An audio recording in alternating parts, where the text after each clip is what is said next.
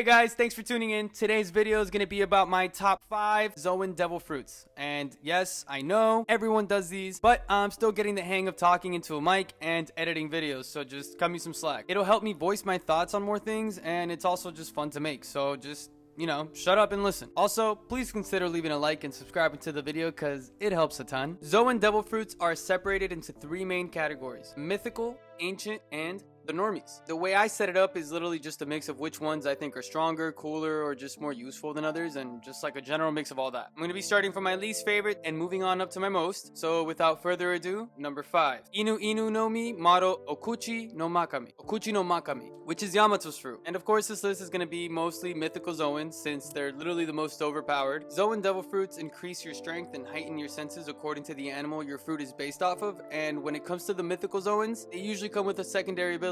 And in Yamato's case, that ability is ice. Yamato's fruit is that of a wolf deity. Wolf deity is said to be a guardian of Wano, and although Yamato had plans on sailing with the Straw Hats, they decided to live like Odin and explore the island of Wano before setting sail. But in reality, Yamato understood the assignment and realized that they needed to stay there to protect Wano from strong intruders such as marines or pirates, since Wano is now low on defense. Which makes the devil fruit Yamato has even that more meaningful. As the protector of Wano, the wolf deity fruit will increase the user's strength, and since a wolf is a carnivorous animal, it is assumed it also heightens the user's predatory instincts. The increased speed and power alone make this a good devil fruit, but the ice effect it has on the user is what makes this a great devil fruit. The ice effect can be used in a variety of ways. We've seen Yamato do an ice blast from their mouth and cover their weapon in ice to attack the opponent. But one of the coolest techniques this devil fruit has comes from a move called Mirror Mountain, where the user coats themselves in ice and it can be used to protect them from certain damage. And when the user uses this defensive move and gets hit, their skin will crack off like ice, revealing the actual body underneath it, similar to Sub-Zero's move in Mortal Kombat. This definitely comes in handy for battle, and I'm curious to see if Yamato can use this to protect allies from damage in the future. Moving on. Number 4, Neko Neko no Mi Model Leopard, Lucci's devil fruit. And under normal circumstances, this fruit would have just had like an honorable mention, but since we've had new revelations in the story about this fruit, it has now forced its way up onto this list. And I feel like Lucci's devil fruit is one of the Zoans we know the most about, since it was also one of the first ones ever shown in detail. It strengthens the user, matching or exceeding the raw power of a leopard, and can increase in size. Despite its bulky size, the user will have increased agility, speed, and durability while in its hybrid form. Because leopards are carnivorous animals, the user will be inherently more ferocious, and this fits Rob Lucci very well with his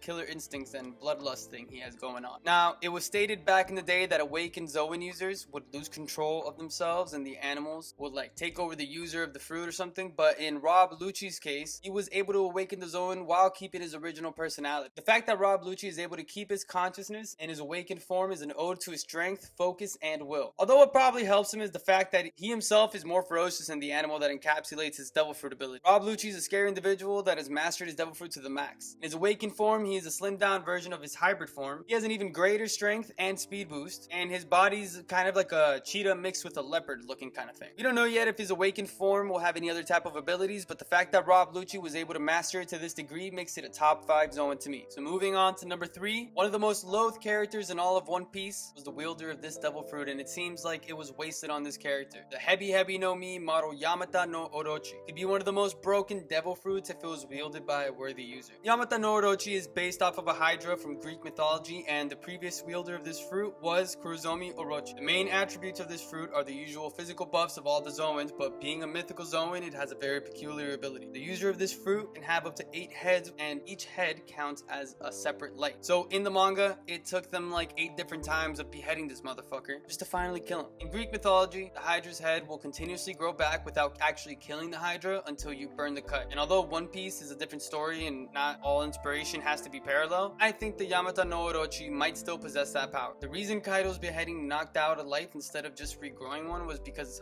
possibly even if he didn't visibly use armament, it could have been like King's Haki that he just always imbues his attacks. And then when the rest of the scabbards cut off his head, the whole castle was on fire, therefore burning the cuts and sealing the life away. Regardless, even if it actually didn't work that way and it only had 8 lives, that's still 7 more lives than you started with. It'd be a great defensive devil fruit, allowing you to block attacks coming from different angles and potential blind spots. Offensively, the same strategy would work great and could be devastating depending on the wielder. The fact that you could survive getting beheaded multiple times could come in handy for surprise counterattacks. Right when your opponent thinks that they have defeated you, you strike them with the remaining heads. Now that the devil fruit is back in circulation, it would be nice to see a character that's actually strong wielding build the fruit to see what different heights they can take it to. Hopefully Oda doesn't just completely take it off the table now that Orochi's dead. So now moving on. Number 2, Katarina Devon's devil fruit, the Inu Inu no Mi model nine-tailed fox. Unfortunately, this is the Zoan that we know the least about, which is why it's not really my number 1. And also this part of the video is going to be mostly speculation about what I think would be the most likely outcome of its abilities and ways it could be used. And I'm not going to like dive super deep into it because I want to make a more in-depth video about that in the future possible. So what we know about this devil fruit so far is that the user has the ability to physically transform themselves to someone else, and not just face but voice and clothes as well. In Japanese folklore, foxes were always depicted as being spirits with magical powers, and one of the most notable power was the ability to shapeshift into a human form, which was usually used to trick people. In most depictions of fox spirits, they tend to shapeshift into beautiful women as a way to deceive people, and this ties back to Katarina Devon because she's known for killing women who are more beautiful than her. And it's not known whether or not she has to kill the person to be able to turn into them, but I think it would be a safe assumption to make for just plot's sake, because if she could just turn into anyone after seeing them, what stops her from just turning into Blackbeard and impersonating him? What stops her from turning into Akainu and taking over the Marines? You know, what stops her from just like taking over the world and turning into Emu? And so far, the only person we've seen her impersonate is dead. And if she actually had to kill the person to turn into them, she'd be able to turn into all the beautiful women that she's killed in the past to help ease her insecurities. Aside from that power, I think if we take it a little step further and speculate about what maybe the power's awakening would be, or maybe more, abilities, I think maybe adding some firepower to it would be really dope, as well as she'd be able to turn her entire crew into other people, which would help for like stealth missions or just tricking the enemy. This devil fruit has a lot of potential, and I can't wait to see what Oda does with this in the future. But now, the moment you've all been waiting for, and honestly, if you've been listening to this video for this long,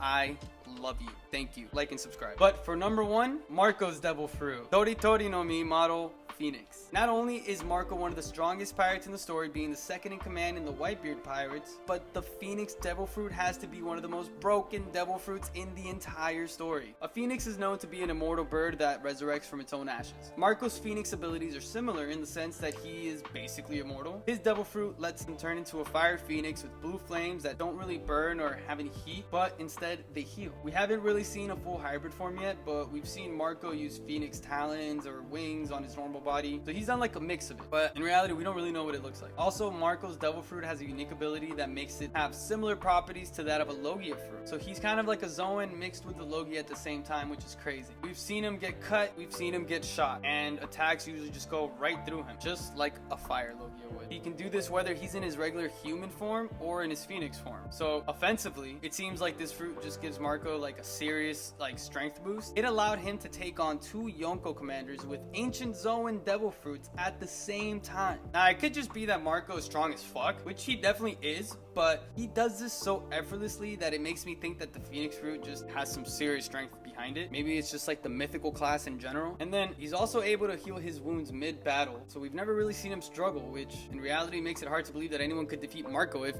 he actually tries. So although his flames don't really have any heat or are able to like burn anyone, we've seen him definitely use his like flames on Prometheus, and Prometheus was hurt. And Prometheus is literally fire. Okay, so although his flames don't have any heat to burn anyone, there is something about them that will hurt even fire entities. Now, defensively, he's not only able to protect himself from damage, but he's able to spread his blue flames to his allies to heal them mid-battle as well. It proved to even slow down the effects of the Ice Oni virus, proving to be versatile both in battle and in the medical room. And honestly, I think what will probably happen, and it's gonna end up making this even more of a broken fruit if it is the case, but it's gonna be when Marco dies, because then we're gonna be able to see if he actually gets resurrected from the flames, or maybe his flames could actually bring back other people from the dead. The potential this fruit has is immense and is rightly earned its spot in number 1. Again guys, thank you for listening to this video. If you've made it this far, I love you with all of my heart. Please consider leaving a like. Please consider subscribing. I will be making more videos of this in the future, and I bid you adieu. Adieu.